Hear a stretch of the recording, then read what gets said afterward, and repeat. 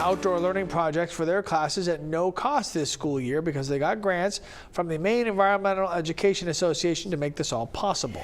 The nonprofit gives out mini grants of up to $1,500 each year to public school teachers. Our Katie Delaney is in Portland this morning to tell us about how one of these projects is impacting students. Good morning, Katie. Good morning. At Baxter Academy in Katie Strait's marine biology class, students are working on an assignment that you don't usually see in a high school classroom. Drilling, designing, hammering. These marine biology students are building a drifter. It's kind of like a buoy that students will be able to track in the ocean. I think it's really exciting. It's really important to be able to touch things and get out into the real world instead of just staring at a textbook.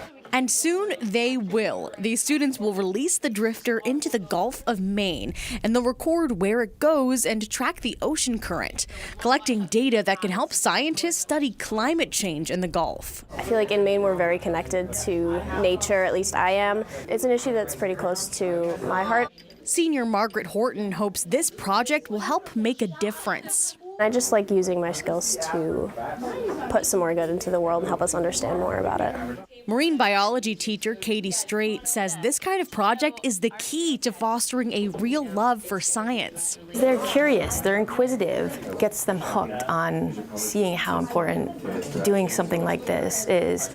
The Student Drifter project is one that Strait has wanted to do for a long time and now is able to with $1,500 from the Maine Environmental Education Association. That stuff adds up, and I would otherwise have to spend that money out of pocket. Over the past 6 years, the organization has distributed almost $1 million funded by donors to teachers across the state for projects like this one to get more students in nature. It's been really important that we're taking down the barriers. The goal is for students to grow, get interested in outdoor and science fields, and to feel more connected to their communities. A sense of understanding of your home and kind of that you belong to it.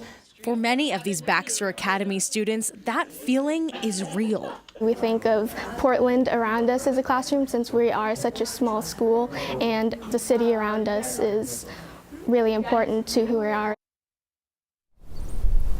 The students are going out on a boat in a few weeks to launch the drifter at least 10 miles off the coast of Casco Bay. Now, for any teachers who might be interested in introducing a similar project, the Maine Environmental Education Association is opening up grant applications for the next school year in August. Live in Portland, Katie Delaney, News Center, Maine.